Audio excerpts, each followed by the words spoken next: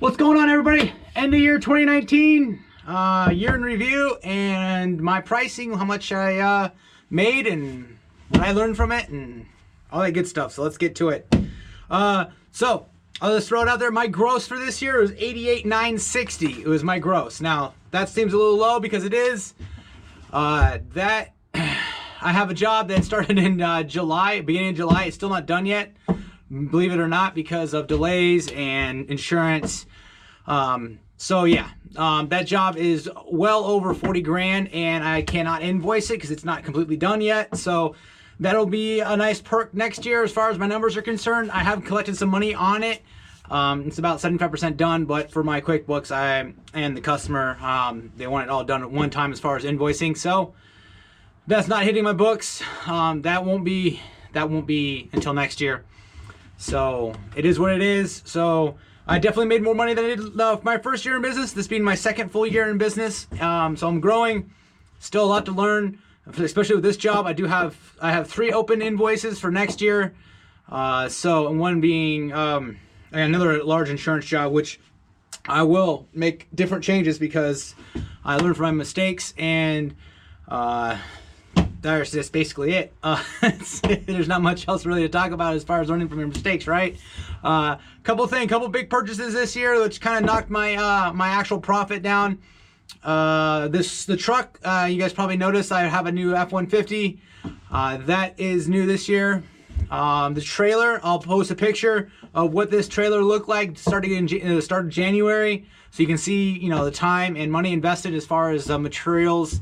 So that was probably another $3,000, I'm guessing, give or take. It's roughly around another $3,000 invested in the trailer since then. Time and materials to get it to where it's at now. And then we also have my biggest tool purchase of the year was my paint sprayer at $1,100. And actually, the biggest tool purchase technically is my phone. This baby, Note 10 Plus. So it's like a little over $1,100. But they you just put that in your phone bill, so it's drawn out. But technically, that was my biggest tool purchase for the year. As far as my paint sprayer, it was a little less, a little like $1,115 or so, and this was like $1,190 or something like that for my phone. Those are my biggest tool purchases for this year. So a couple things that I did wrong with the larger jobs. I had some pretty. My largest month was, for profit wise, was April. I had $9,300 in profit for that month. And the worst month I had was looks like it was October, which was a gross of $3,200. Actually, September's a little less than that. So September was my worst month. It is what it is, because with larger jobs, you do the work and I'm waiting for payment, etc., etc. So I need to have my contracts, spreading it out in installments kind of helps out. Maybe even do smaller invoicing. That way my numbers reflect my work and all that good stuff. There's a couple of months where I was like, hey, I've been working and haven't had any money and I'm still waiting on somebody else's schedule for payments. I don't like that. I'm not doing that anymore. So if I'm doing set in my contracts now, I'm going to do set pricing. And if something's not, if I'm waiting on an insurance guy or somebody else to pay me, work stops until I'm paid. And that way I can do other jobs and supplement my income and keep the ball rolling, basically, because I've had some pretty like towards later this year, pretty short months as far as income and profit wise because of this job, waiting on people. It is what it is. It's a learning experience. I'm sure some of you guys have done insurance work. Dragging their feet in, inspections, etc., what's going on, waiting for somebody to get back to you, kind of thing. So, yeah. And also, you probably noticed back in July, I told you about a larger job that I was bidding on, and I actually won. But the business wanted me to front money, a larger amount of money, which I am not equipped, nor do I want to do.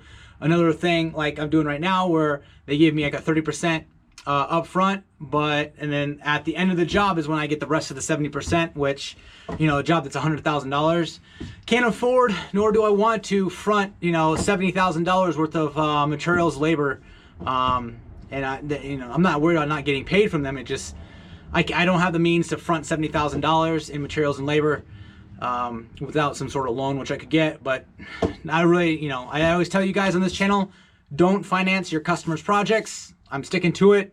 I don't mind doing $500,000 here to get, to work up to it and wait for payment on the back end. But that's, yeah, can't do it, not going to.